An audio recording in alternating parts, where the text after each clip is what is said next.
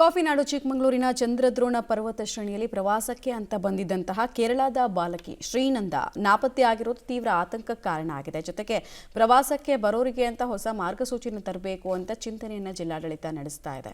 Details ಇದೆ, ನೋಡೋಣ. ಪ್ರವಾಸಿಗರ ಸ್ವರ್ಗ ಚಿಕ್ಕಮಗಳೂರಿನಲ್ಲಿ ಹೆಚ್ಚಿದ ಆತಂಕ. ಕೇರಳ ಮೂಲದ ಬಾಲಕಿ ಶ್ರೀನಂದ ನಿಗೂಢ ನಾಪತ್ತೆ. ಚಾರಣಿಗರ ಸುರಕ್ಷತೆಗಾಗಿ ಸರ್ಕಾರದಿಂದ ಮಾರ್ಗಸೂಚಿ. ಕಾಫಿನಾಡು ಚಿಕ್ಕಮಗಳೂರು ಅಂದ ತಕ್ಷಣ ಕಣ್ಮುಂದೆ ಬರೋದು ಹಚ್ಚ ಹಸರಿನ ಗಿರಿಶಿಖರಗಳು ಮತ್ತು ಮಂಜಿನ ನಗರಿ. ಪ್ರತಿ ವರ್ಷ ಕೋಟ್ಯಾಂತರ ಪ್ರವಾಸಿಗರನ್ನ ತನ್ನತ್ತ ಸೆಳೆಯುವ ಈ ಸ್ವರ್ಗ ತಾಣದಲ್ಲಿ ಸದ್ಯ ಆತಂಕದ ವಾತಾವರಣ ನಿರ್ಮಾಣವಾಗಿದೆ.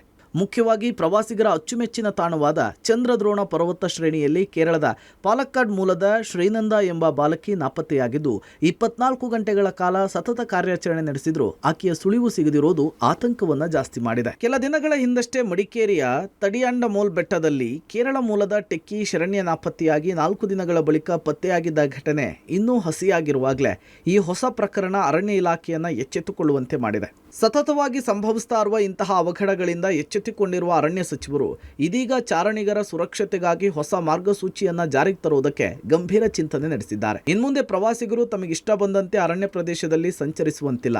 ಅರಣ್ಯ ಇಲಾಖೆಯಿಂದ ಅಧಿಕೃತವಾಗಿ ಗುರುತಿಸಲ್ಪಟ್ಟ ತಾಣಗಳಿಗೆ ಮಾತ್ರ ಚಾರಣಕ್ಕೆ ಅವಕಾಶವನ್ನು ನೀಡಲಾಗಿದೆ. ಪ್ರತಿ ತಂಡದೊಂದಿಗೆ ಸ್ಥಳೀಯ ಅಥವಾ ಅರಣ್ಯ ಇಲಾಖೆಯ ಮಾರ್ಗದರ್ಶಕರನ್ನ ಕಳುಹಿಸುವ ವ್ಯವಸ್ಥೆಯನ್ನ ಕಡ್ಡಾಯಗೊಳಿಸುವುದಕ್ಕೆ ಇಲಾಖೆ ರೂಪುರೇಷೆಯನ್ನ ಸಿದ್ಧಪಡಿಸುತ್ತಿದೆ.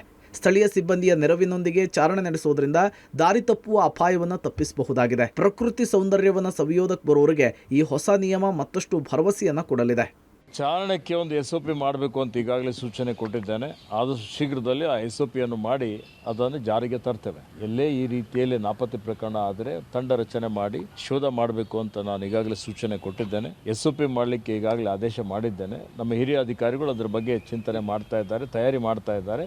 ಒಂದು 3-4 ದಿವಸದಲ್ಲಿ SOP ರೆಡಿ ಆದಮೇಲೆ ಆ SOP ಇಲ್ಲಿ ನಾವು ಅನುಷ್ಠಾನಕ್ಕೆ ತರ್ತೀವಿ. ಅದನ್ನು ನಾನೇ ಬಿಡುಗಡೆನೂ ಮಾಡ್ತೇನೆ ಮತ್ತು ಇದು ಇಡೀ ದೇಶಕ್ಕೆ ಮಾದರಿ ಆಗುವಂಥ ರೀತಿಯಲ್ಲಿ SOP ಮಾಡಬೇಕು ಅಂತ ಅವರಿಗೆ ಹೇಳಿದ್ದೇನೆ. ಬಾಲಕಿ ಶೋಧಕ್ಕಾಗಿ ನುರಿತ ಅರಣ್ಯ ಸಿಬ್ಬಂದಿ ನಿಯೋಜನೆ, ಥರ್ಮಲ್ ಡ್ರೋನ್ ಬಳಸಿ ಕಾರ್ಯಾಚರಣೆಗೆ ಸಚಿವರ ಆದೇಶ.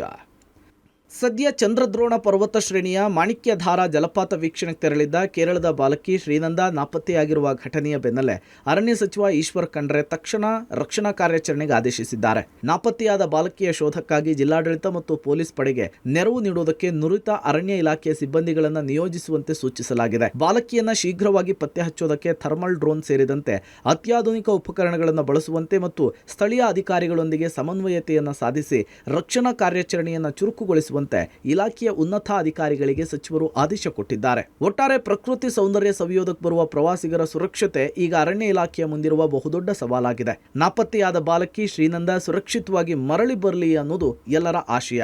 Narayanagowda, public TV, Chikkamagaluru.